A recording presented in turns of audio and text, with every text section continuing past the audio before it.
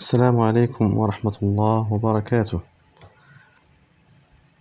Je vous salue tout le monde, bienvenue dans ma chaîne Toolbox et méthodologie. Dans cette formation, je vais vous expliquer comment manipuler et programmer dans l'éditeur de programmation MATLAB. Dans cette vidéo, je vais commencer par des généralités importantes qu'il faut savoir et qu'il faut bien maîtriser. Cette présentation va comporter les points suivants. D'abord, on va définir le langage de programmation MATLAB. Ensuite, on va expliquer son espace de travail. On va voir aussi la méthode d'obtenir de l'aide sur MATLAB. Puis, on va voir comment exécuter une syntaxe d'une ligne d'instruction. Et à la fin de la vidéo, on va voir comment faire la gestion des fichiers du répertoire de travail. MATLAB signifie Matrix Laboratory. C'est un langage scientifique, d'analyse de données, de visualisation et de développement d'algorithmes. MATLAB se base principalement sur de matrices et des vecteurs. Il permet d'afficher des courbes et des données. Il permet aussi de créer des interfaces utilisateurs qu'on peut interfacer avec d'autres langages comme le langage C, C++, Java et Fortran. On va voir maintenant l'historique, un petit peu d'histoire sur MATLAB.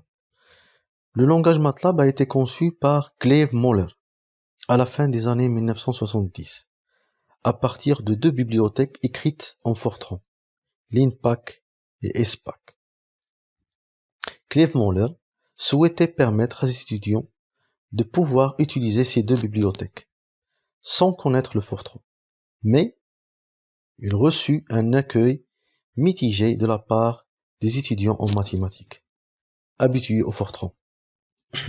Par contre, les étudiants en technologie, en particulier en traitement de signal, furent beaucoup plus intéressés. Donc, dans ce sens, un ingénieur qui s'appelle Jack Little en comprend rapidement les capacités. Il entreprend avec un autre collègue qui s'appelle Steve Banger de le recoder en langage C. Jack Little, Clive Moller et Steve Banger décidèrent de créer la société de MathWorks en 1984 afin de commercialiser la version numéro 1.0 de MATLAB. Au lancement de MATLAB, l'interface suivante apparaît. Le logiciel propose un véritable environnement de travail composé de plusieurs fenêtres. Nous pouvons distinguer plusieurs blocs. Le bloc Command Window, c'est une fenêtre principale qui permet d'écrire des commandes et de visualiser leurs résultats par le biais du prompt, le symbole 2 fois supérieur, ou bien on appelle ça un chevron. Le bloc Current Directory, c'est un explorateur de fichiers qui permet de visualiser des scripts et de les ouvrir pour les éditer. Le bloc Workspace, c'est une zone de variables qui permet de visualiser toutes les variables en mémoire à l'instant présent. Par exemple, voir leur nom et ainsi visualiser leur contenu. Et enfin, la commande History,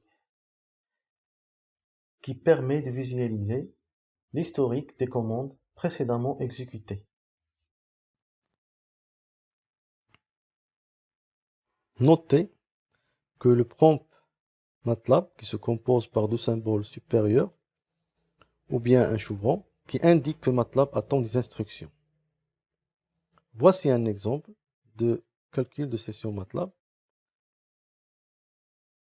Dans cette session, on va définir la matrice A, qui est égale 1, 2, 3, 4, qui se forme de deux lignes de colonnes, et on va calculer son carré.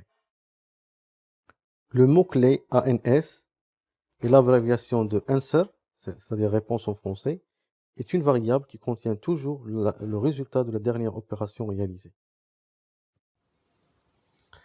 L'espace de travail, le workspace, comme tout langage de programmation MATLAB, permet de définir des données variables. Les variables sont définies au fur et à mesure que l'on donne leur nom et leur valeur numérique ou leur expression mathématique. MATLAB ne nécessite pas de déclaration de type ou de dimension pour une variable. Les variables sont stockées dans l'espace de travail ou workspace et peuvent être utilisées dans le calcul subséquent. Pour obtenir la liste des variables actives, donc pour obtenir la liste des variables actives de l'espace de travail, on dispose des commandes who et whos. La commande who affiche le nom des variables actives et la commande whos donne plus d'informations. Il nous donne le nom, la taille du c'est-à-dire le nombre de lignes et de colonnes associées, et la classe des données, principalement double array, c'est-à-dire des tableaux. Il s'agit d'un tableau de valeurs réelles ou complexes, et des caractères s'il s'agit d'un tableau de caractères.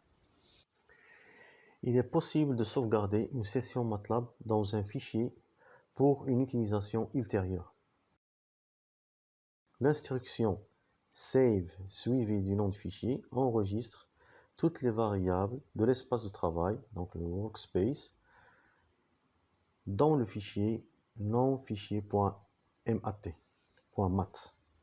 Si aucun nom de fichier n'est précisé, le fichier par défaut est matlab.mat. Il est possible de ne sauver ou de ne sauvegarder qu'une partie des variables. Par exemple, seulement la variable contenant le résultat d'un calcul. En utilisant l'instruction save suivi du nom du fichier, suivi du nom de la variable, ou le nom de la variable et le nom de la variable à sauvegarder. On va voir l'exemple de ça, Inch'Allah.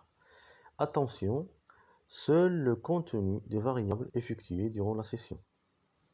Pour ramener dans l'espace de travail les variables sauvegardées dans le nom, dans le fichier nom-fichier.mat, donc pour uploader le fichier, on tape le mot-clé load suivi du nom du fichier, tout simplement.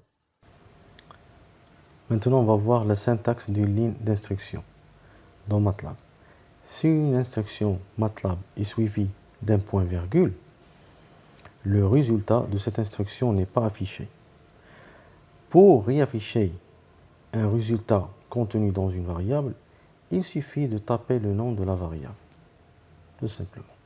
Le résultat de la dernière instruction exécutée peut être rappelé par la commande answer ou bien ans. Plusieurs instructions MATLAB peuvent figurer sur une même ligne. Donc plusieurs instructions MATLAB peuvent figurer sur une même ligne. Il faut alors les séparer soit par un virgule ou par un point-virgule.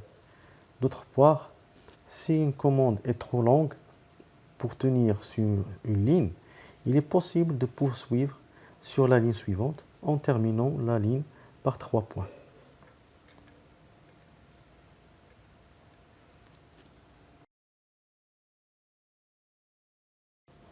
Maintenant, on va voir la gestion des fichiers de répertoire de travail.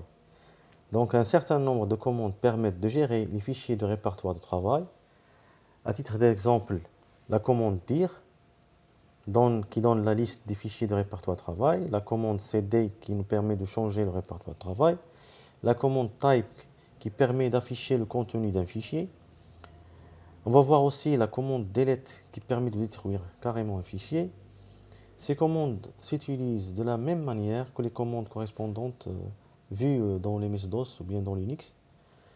Enfin, la commande edit qui permet d'obtenir ou bien d'ouvrir un éditeur de texte. Le choix de l'éditeur a été effectué au moment de l'installation de MATLAB sur notre machine. Donc il nous est donc impossible de choisir un autre éditeur d'une manière favorite. Merci de votre attention. Pour plus de motivation, abonnez-vous dans ma chaîne.